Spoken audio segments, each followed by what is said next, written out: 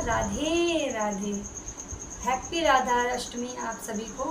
राधा जी का प्राकट्य उत्सव आ गया है, तो जोर शोर से कमर की पेटी बांध लेनी है और बहुत ही सुंदर तरीके से उनका प्राकट्य उत्सव मनाना है, क्योंकि राधा मैया हमारी श्री जी हमारी लाडली का प्राकट्य उत्सव आया है। उसमें तो कोई भी आलस नहीं चलेगा, उसमें तो उत्साह ढेर सारा होना चाहिए। तो अब हम राधा मैया के बारे में कुछ बातें बताने जा रहे हैं, कुछ उनकी कथा करने जा रहे हैं जो हमारी सामर्थ्य अनुसार हम करेंगे। हमारी सामर्थ्य कुछ नहीं है उनके लिए कुछ बोल पाएँ, क्योंकि उनके लिए उनकी एक शब्द के लिए भी उनका बोलने का सामर्थ्य किसी का नहीं। परमहंस भी उनके बारे में अच्छे से नहीं बोल पाते, स्वयं कृष्ण भी उन्हें नहीं समझ पाते, तो हम लोग उनके बारे में क्या ही अच्छे से बताएंगे। लेकिन फिर भी हम उनका गुणगान करने का प्रयास करना चाहते हैं, तो हम कर रहे हैं। आप सब लोग उनके बारे में सुनिए और अपने हृदय को आनंदित करिए। तो अब हम आपको एक छोटी सी प्रेम पूर्वक पद सुनाते हैं। प्रेम सरोवर प्रेम की बहत रहत दिन रैन, जहाँ प्यारी जू के पग पड़े तहाँ प्यारे जू के नैन। तो प्रेम सरोवर प्रेम की यानी कि जो सागर है वो प्रेम का बहता है। कहाँ से बहता है? प्रेम का सागर दिन रात बहता है। कहाँ से बहता है? राधा रानी के चरणों से बहता है। प्रेम सरोवर प्रेम की बहत रहत दिन रैन, जहाँ प्यारे जू के पग पड़े। कहाँ पड़े? प्यारे जू के पग पड़े, जहाँ जहाँ वहाँ प्यारे जू के नयन, यानी कि हमारे कान्हा के नयन वहीं जाते हैं जहाँ हमारे किशोरी जी के चरण पड़ते हैं। तो इसलिए अब आपको ये बात समझनी होगी कि किशोरी जी क्या हैं। राधा रानी के चरण बहुत महिमा है।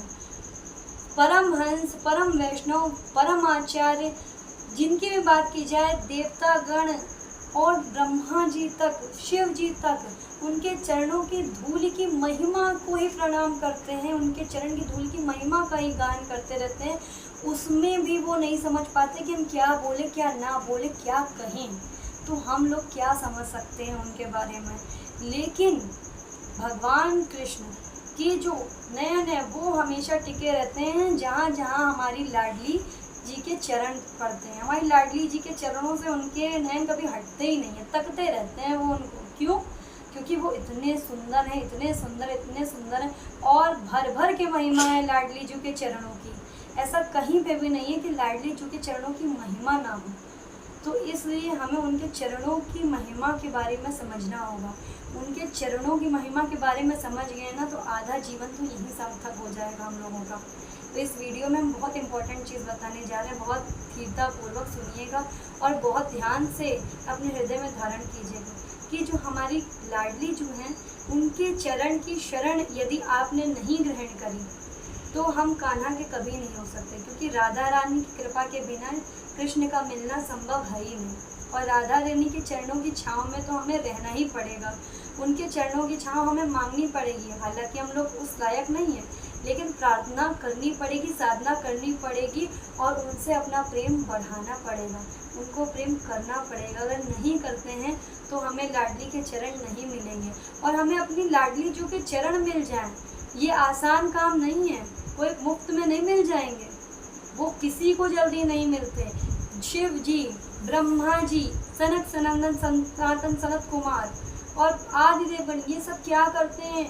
महा परम वैष्णव, ये सब कृष्ण के चरणों को अपने हृदय में स्थापित करते हैं और उन पे ध्यान केंद्रित करते हैं, फिर उसको सही से समझ नहीं पाते हैं। तो लाडली जी के चरणों की महिमा को समझ पाना किसी के बस की बात नहीं है। लेकिन उनके चरणों की धूलि प्राप्त करने के लिए ब्रह्मा जी इतनी तपस्या करते हैं। उनके एक नख की वंदना शिव जी भर भर के करते रहते हैं। शिव जी ने तो राधा कृपा कटाक्ष स्तोत्र पूरा लिखा है, उनके लिए गान किया है।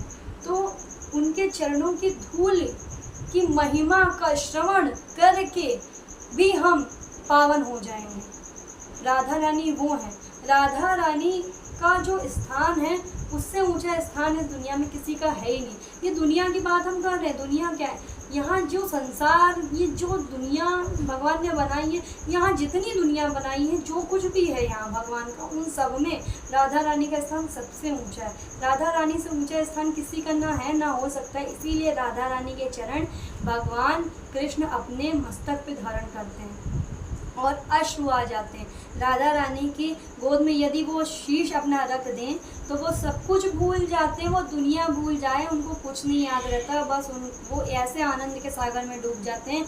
इस जगत में प्रेम का सरोवर जो बहा रही है वो हमारी राधा रानी है। राधा रानी से जो प्रेम झलक करके हल्का सा गिरता है, बूंद भर आता है, वो उनकी सखियों में जाता है और उनकी सखियों से वो प्रेम इस संसार में उसका भी कुछ कण मात्र बूंद से छलकता है, तब इस संसार में आता है, वो गुरु आचार्य और वैष्णवों के अंदर जाता है, गोपियों के अंदर वो प्रेम रहता है और उसके बाद वही प्रेम जा करके किसके पूरे संसार में उसका एक अंश आता है, तब जाकर के कोई प्रेम कर पाता है। ये है राधा रानी के चरणों की महिमा।